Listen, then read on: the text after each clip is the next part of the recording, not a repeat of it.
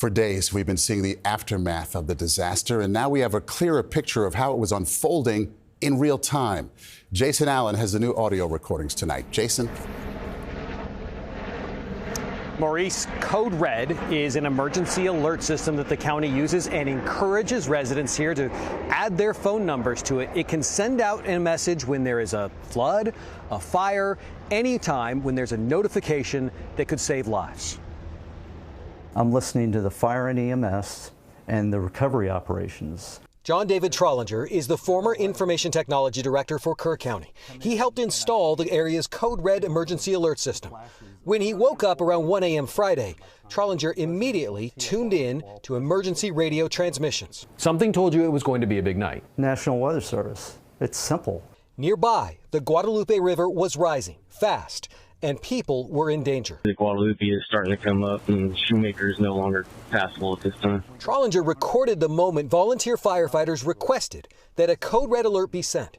It came as early as 4:22 a.m., but dispatchers delayed, saying they needed special authorization. Is there any way we can send a CodeRED out to our Hunt residents asking them to find higher ground or stay home? Standby, we have to get that approved with our supervisor. The river continued to rise. The river is completely swollen, and there is a car with occupants in it floating down the river, ma'am. At 5:11, as first responders jumped into the water to rescue people, still no CodeRED. We've got one female pulled out of the water. Some survivors report receiving a CodeRED alert at 5:30 a.m., others at 6 a.m. Trolinger said he didn't receive the alert until after 10 a.m. I didn't know who was in dispatch. Someone should have gotten up and been there to go, okay, send the CodeRED. County officials have been asked repeatedly during daily press conferences about the timing of the alert, but they have yet to provide an answer. This incident will be reviewed. You have my word.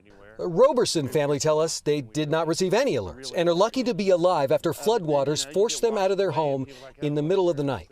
The family became separated, and Philip Roberson rode out the storm on the roof of their house. It's just cars floating at the house, and there's cars bouncing off the house, and I had no idea where they were. 15-year-old Jack Roberson and his mother tried to drive away, but the water rose too fast. Jack showed us the tree he grabbed onto. What? I am. I can climb higher, but I'm okay. Are you high? Recordings show Roberson's legs underwater as muck, trees, and debris engulfed him. Mom, are you in a tree?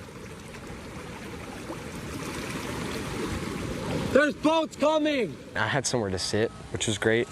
I didn't know it at the time. There was fire ants all in those trees, so everybody's bit everywhere.